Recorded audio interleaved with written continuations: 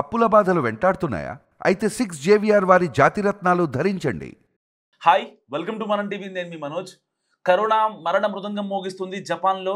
So ప్రపంచ దేశాలు alert అయ్యే లోపే జపాన్లో లాక్డౌన్ విధించారు అక్కడి అధికారులు.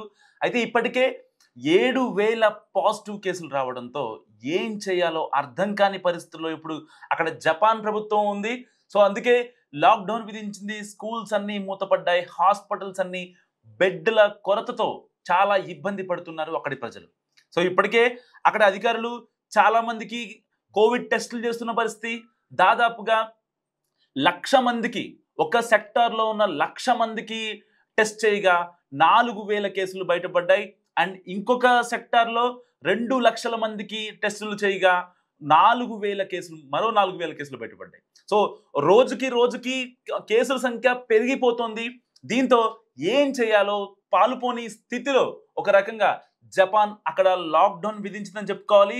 ఇప్పటికే జపాన్ కోవిడ్-19 ఫస్ట్ వేవ్లో చాలా ఇబ్బంది పడింది. ప్రపంచ దేశాలు ఎంతగా ఇబ్బంది పడ్డాయో అంతకన్నా కూడా అక్కడ జపాన్ ప్రజలు ఇబ్బంది పడ్డ పరిస్థితి. దాదాపుగా 80,000 మంది అక్కడ చనిపోయిన పరిస్థితి. 3 లక్షల మందికి పాజిటివ్ రాగా 70,000 మంది చనిపోయారంటే అక్కడ తీవ్రత ఎంత ఎక్కువగా ఉందో అర్థం చేసుకోవచ్చు. ఫస్ట్ వేవ్లో ప్రపంచ దేశాలు కాస్త కూస్తో కుదుట పడ్డా సరే జపాన్ కోలుకోవడానికి చాలా టైం పట్టింది. దీంతో ఏం చేయాలో అర్థం కాక వెంటనే లాక్డౌన్ విధించింది అక్కడి సర్కార్. సో ఇప్పటికే దానికి సంబంధించి కోవిడ్ చర్యలు కూడా తీసుకుంటున్నారు. ప్రతి ఇంటికి కూడా మాస్కులు పంపిస్తున్న పరిస్థితి. సో అక్కడ ప్రభుత్వం మీకు అండగా ఉంటుంది, ఇబ్బంది ఏమీ లేదని చెప్పి ఇళ్లలోంచి బయటికి రావద్దంటూ కూడా ఆదేశాలు జారీ చేసిన పరిస్థితి. ఇంకా చాలా చిన్న చిన్న కుటీర పరిశ్రమలు కావచ్చు, పెద్ద పెద్ద కంపెనీలు కావచ్చు, సో అన్ని సెక్టార్లు, అన్ని కేటగిరీలకి వర్క్ ఫ్రమ్ హోమ్ విధించిన పరిస్థితి. వర్క్ ఫ్రమ్ హోమ్ ఏదైతే ఇబ్బందికర పరిస్థితుల్లో వాళ్ళు ఆఫీసులు కూడా మానేశారు కొంతమంది. అయితే ఏది ఏమైనప్పటికీ కూడా జపాన్లో లాక్డౌన్ విధించడం సో ప్రపంచ దేశాలకు ఒక గుణపాఠం అని చెప్పుకోవాలి. అంటే ఇక కరోనా వైరస్ లేదు, ఇక మాస్కులు మనం మర్చిపోవచ్చు అనే టైంలో కూడా మళ్ళీ జపాన్లో నిజంగా లాక్డౌన్ విధించడం అనేది ప్రపంచ దేశాలకు ఒక రకమైన గుణపాఠం. అంటే ఈ ఓన్లీ జలుబు దగ్గు వచ్చినంత మాత్రాన ఏం కాదు అని లైట్ తీసుకునే ఇండియన్స్ ఎవరైతే ఉంటారో వాళ్ళందరూ జపాన్ నుంచి బుద్ధి తెచ్చుకోవాల్సిన పరిస్థితి. ఎందుకంటే మనం మన దైనందిన జీవితంలో బయటకు వెళ్తూ ఉంటాం, నలుగురిని కలుస్తూ ఉంటాం, నలుగురితో షేక్ హ్యాండ్ ఇచ్చుకుంటాం. వాళ్ళు దగ్గినప్పుడు కానీ లేకపోతే మెట్రోలో ప్రయాణించేటప్పుడు కానీ మనం ఆఫీస్లో కూర్చొని క్లోజ్డ్ రూమ్లో మాట్లాడుకుంటున్నప్పుడు కానీ సో ఆ వైరస్ ఈజీగా అటాక్ అయ్యే అవకాశం ఉంది. సో ఇప్పటికైనా ఇండియన్స్ కావచ్చు, ప్రపంచ దేశాలు కావచ్చు, మాస్కులు మస్ట్ అని చెప్పి మాట్లాడుతున్న పరిస్థితి. అయితే జపాన్ యొక్క కోవిడ్ పరిస్థితిపై ఇప్పటికే వరల్డ్ హెల్త్ ఆర్గనైజేషన్ కూడా ఆరా తీసిన పరిస్థితి. ఎన్ని కేసులు నమోదవుతున్నాయి, ఎంతమంది కోవిడ్ బారిన పడ్డారు, ఎంతమంది చనిపోయారంటూ కూడా WHO అక్కడి ప్రభుత్వ అధికారులు కాంటాక్ట్ అయింది. సో మరికొద్ది గంటల్లో WHO టీం కూడా జపాన్ని సందర్శించే అవకాశం ఉంది. సో ఇప్పటికే కనెక్టివిటీ మొత్తం, పబ్లిక్ ట్రాన్స్పోర్ట్ మొత్తం కనెక్టివిటీ బంద్ అయిపోయింది కాబట్టి జపాన్లో. సో WHO టీం మరి ఎలా వాళ్ళని అప్రోచ్ అవుతుంది ఏంటనేది వాళ్ళు ఇంకా క్లారిటీ ఇవ్వాల్సిన పరిస్థితి. అయితే ఇప్పటికే జపాన్ నుంచి ఇంటర్ కనెక్టివిటీగా ఉన్న ట్రైన్స్ కావచ్చు, ట్రావెల్స్ కావచ్చు, బస్సులు కావచ్చు, మెట్రోలు కావచ్చు, ఇంకా డొమెస్టిక్ ఫ్లైట్స్ కావచ్చు, ఇంటర్నేషనల్ ఫ్లైట్స్ కావచ్చు, ఇవన్నీ కూడా బంద్ చేసిన పరిస్థితి. సో అక్కడ ప్రజా రవాణాకి తీవ్ర ఇబ్బంది కలిగిందని చెప్పుకోవచ్చు. ఎట్టి పరిస్థితుల్లో అవసరం అయితేనే తప్ప బయటికి రావద్దని కూడా అక్కడి అధికారులు గట్టిగా హెచ్చరిస్తున్న పరిస్థితి. ప్రాణాల మీద ఆశ ఉన్న వాళ్ళు ఎవరు బయటకు రావద్దంటూ కూడా ఫైనల్ వార్నింగ్ ఇచ్చిన పరిస్థితి జపాన్ సర్కార్. సో జపాన్కి కోవిడ్-19 యొక్క ఎఫెక్ట్ ఇప్పుడు కొత్త ఏమీ కాదు. ప్రపంచ దేశాలు ఇబ్బంది పడక ముందే కోవిడ్-19తో జపాన్ ఇబ్బంది పడింది. ఎప్పుడైతే చైనా నుంచి, వుహాన్ ల్యాబ్ నుంచి ఆ వైరస్ బయటికి వచ్చిందో దాని తర్వాత జపాన్ మీద చాలా ఇంపాక్ట్ ఉంది. సో మెల్లిమెల్లిగా కోలుకుంటుంది అని అనుకున్న టైంలో నిజంగా అక్కడ అంటే ప్రపంచ దేశాల్లో ఫస్ట్ టైం జపాన్లోనే లాక్డౌన్ విధించడం అనేది నిజంగా జపాన్కి మరొక కోలుకోలేని దెబ్బ అనుకోవచ్చు. అంటే ఫినాన్షియల్ పరంగా అక్కడ ప్రజలు కొంచెం ఒడిదుడుకులు భరించినా సరే ప్రభుత్వం అనేది అక్కడ కొంచెం స్ట్రాంగ్ గా ఉంటది.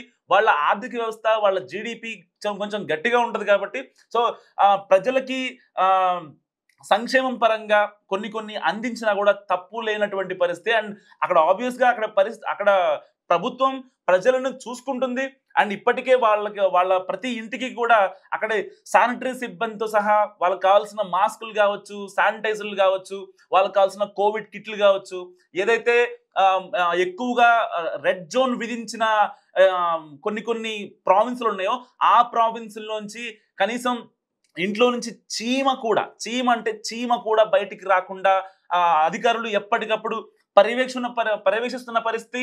మరి ఇలాంటి నేపథ్యంలో అక్కడ ప్రజలు కూడా కొంచెం సహకరిస్తున్నారు ప్రభుత్వానికి. ఎందుకంటే వాళ్ళ ప్రాణాల మీద కొంచెం ఆశ ఉండడంతో, ఎందుకంటే వాళ్ళకు తెలుసు దాదాపుగా కోవిడ్ ఫస్ట్ వేవ్ లో 3 లక్షల మందికి కోవిడ్ పాజిటివ్ వస్తే 70,000 మంది చనిపోయారంటే అసలు అంత రేషియో నిజంగా ప్రపంచ దేశాల్లో లేనే లేదు. సో ఇప్పుడు మళ్ళీ అధికారులు, అక్కడ మీడియా కావచ్చు, అక్కడి అధికారులు కావచ్చు, అండ్ ప్రభుత్వం జారీ చేస్తున్న కొన్ని సూచనలు కావచ్చు, వాటిల్లో ఒకటే క్రిస్టల్ క్లియర్ గా చెప్తున్న పరిస్థితి, మీరు గనక బయటికి వస్తే ఫస్ట్ వేవ్ లో మనం ఎంత ఇబ్బంది పడ్డామో అది దానికన్నా మరణాలు డబల్ అయ్యే అవకాశం కూడా ఉందంటూ అక్కడ ప్రజలని హెచ్చరిస్తున్న పరిస్థితి.